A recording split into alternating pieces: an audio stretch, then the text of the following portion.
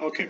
Now discuss that how funds flow in financial system. So the flow of funds in a financial system, as it is shown in this figure, in this chart, in this figure, schematically. So those who have surplus funds and become lenders are shown on the left hand side of this figure. On this left hand side, these are the savers and these are the lenders, and the people and the entities, those who need funds and become borrowers, they are shown on the right hand side of this image and figure. The households are basically, so these are the, on the saver side, look at here, the households are basically the principal lenders through financial intermediary institutions. But sometimes business enterprises like firms and federal governments and the foreign individuals, private companies, private firms, and also foreign governments, when they have excess funds, then and therefore lend them out, but they lend through the financial markets.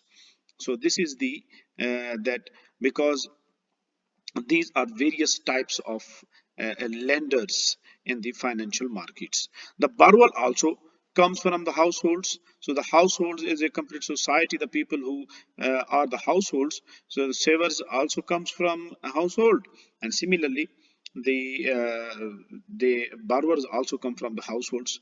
For example, the homeowners, and also from the governments, same as the private governments, etc. They to build road and bridges and other projects, hospitals, etc., or to finance their annual budgets. They need cash, they need money, and from the business enterprises like firms and the foreigners and the foreign the other entities. So these are the borrowers. They can become the borrowers, and they need money. So, uh, as you see here, here is the upper side, and this is the upper side of this image figure, and this is the lower side and the downside of this figure. Actually, these upper side and this lower side, it describes two channels through which funds flow from savers to the borrowers. So this is the basically two routes. The one is the direct financing and other is indirect financing. So direct finance known as market based finance actually. So this direct finance, this is the direct finance, we call it market based finance, through in which debtors, these are the borrowers, debtors, borrowers. These are the debtors who borrow funds directly from the lenders. So in this financial, through these financial markets, so these borrowers directly get their funds from the borrowers through their issuance of their securities, debt securities. They float share, then they sell the shares, sukuk in Islamic capital markets, so etc. However, in this financial markets, it means the borrowers, they do not face any financial intermediary institutions. Rather, they get finance or money or funds directly from the lenders in this direct finance channel.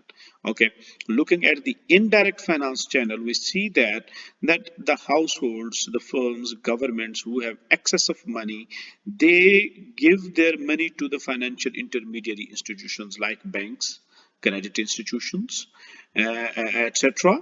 So they give them their money, and these financial intermediary then lend that money on with the profit margins to the borrowers. Then borrowers invest them, earn profit, and they pay interest to the institutions, intermediaries. These intermediaries, they keep a major share of the profit with them, and the remaining share pass on to the lenders. So in this way, they earn the profit.